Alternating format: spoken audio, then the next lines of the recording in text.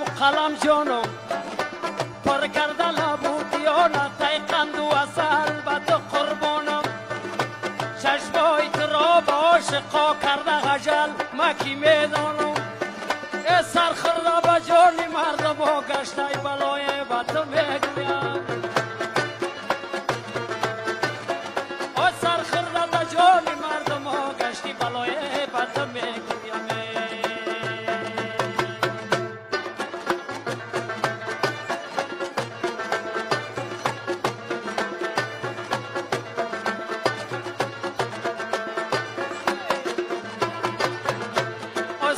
جسد قامتی تنازی ترا